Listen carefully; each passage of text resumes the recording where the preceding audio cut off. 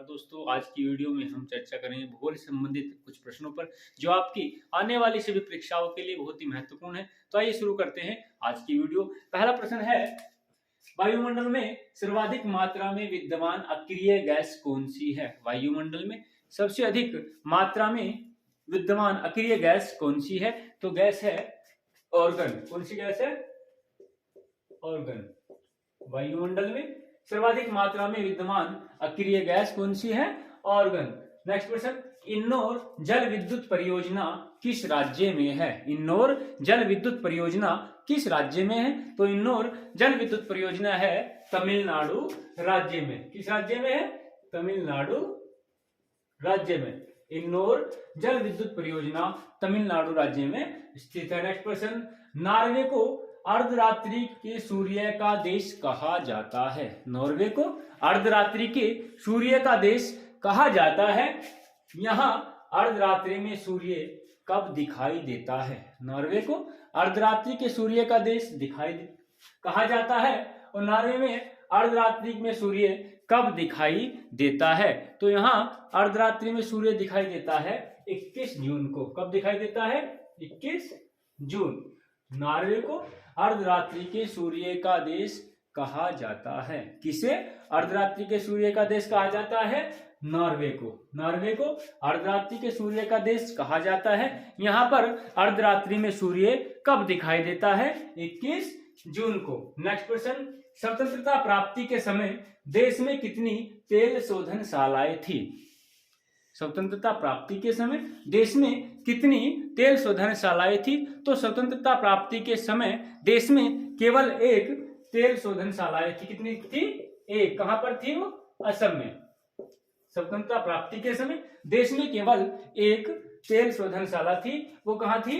Assam. Next question, क्षेत्रफल की दृष्टि से विश्व का सबसे बड़ा नदी डेल्टा कौन सा है? क्षेत्रफल की दृष्टि से विश्व का सबसे बड़ा नदी डेल्टा कौन सा है? तो क्षेत्रफल की दृष्टि से विश्व का सबसे बड़ा नदी डेल्टा है सुंदरवन। कौन सा है? सुंदरवन। सुंदरवन डेल्टा कहां पे है? पश्चिम बंगाल, भारत में। ठीक। क्षेत्रफल की दृष्टि से विश्व का सबसे बड़ा नदी डेल्टा कौन सा है? सुंदरवन। नेक्स्ट क्वेश्चन, एक देशांतर से दूसरे देशांतर के बीच कितना समय अंतराल होता है? या दो देशांतरों के बीच में कितना समय अंतराल होता है? तो दो देशांतरों के बीच में 4 मिनट का समय अंतराल होता है। कितना होता है?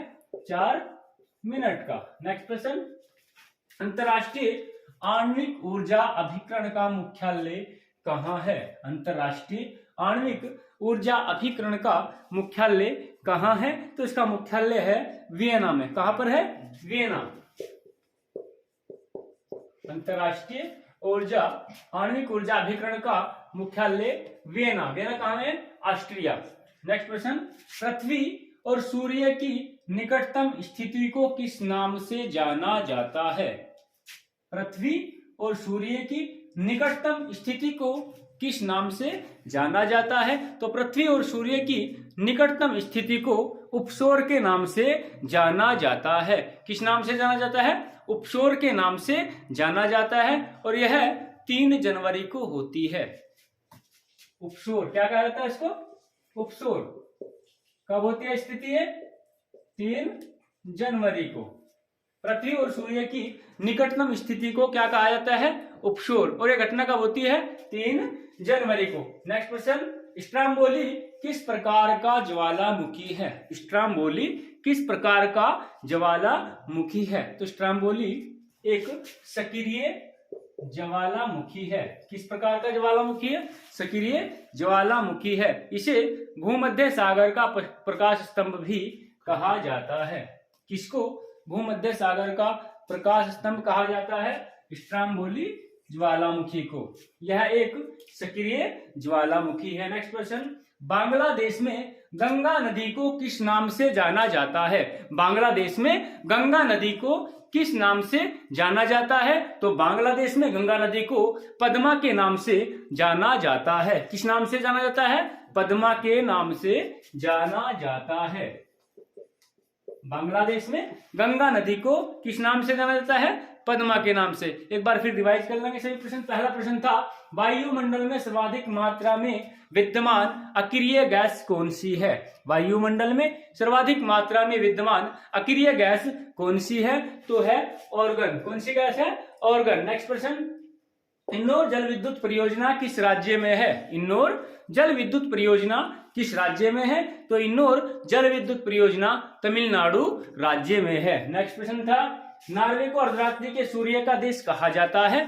नॉर्वे को अर्धरात्रि के सूर्य का देश कहा जाता है। यहाँ पर अर्धरात्रि में सूर्य कब दिखाई देता है? प्रश्न है कि नॉर्वे को अर्धरात्रि के सूर्य का देश कहा जाता है। यहाँ पर अर्धरात्रि में सूर्य कब दिखाई देता है? तो अर्धरात्रि में यहाँ पर 21 जून को सूर्य दिखाई देता है। नेक्स्ट प्रश्न था, स्वतंत्रता प्राप्ति के समय देश में कितनी तेल शोधनशालाएं थी? स्वतंत्रता प्राप्ति के समय देश में कितनी खनिज तेल शोधनशालाएं थी? तो ये थी 1, वो भी असम में। नेक्स्ट प्रश्न था, क्षेत्रफल की दृष्टि से विश्व का सबसे बड़ा नदी डेल्टा कौन सा है? क्षेत्रफल की दृष्टि से विश्व का सबसे बड़ा नदी डेल्टा कौन सा है? तो सुंदरबन डेल्टा विश्व का सबसे बड़ा क्षेत्रफल की दृष्टि से सबसे बड़ा डेल्टा है। नेक्स्ट प्रश्न, एक देशांतर से दूसरे देशांतर के बीच कितना समय अंतराल होता है? एक देशांतर से दूसरे देशांतर के बीच कितना समय अंतराल होता है? तो समय अंतराल होता है 4 मिनट का। नेक्स्ट प्रश्न, अंतरराष्ट्रीय आणविक ऊर्जा अभिकरण का मुख्यालय कहाँ स्थित है? अंतरराष्ट्रीय आणविक ऊर्जा अभिकरण का मुख्यालय कहाँ स्थित है? तो स्थित है वियना में। वियना कहाँ पे है? ऑस्ट्रिया में। नेक्स्ट प्रश्न, पृथ्वी और सूर्य की निकटतम स्थिति को किस नाम से जाना जाता है? पृथ्वी और सूर्य की निकटतम स्थिति को किस नाम से जाना जाता है? तो पृथ्वी और सूर्य की निकटतम स्थिति को उपशोर के नाम से जाना जाता है।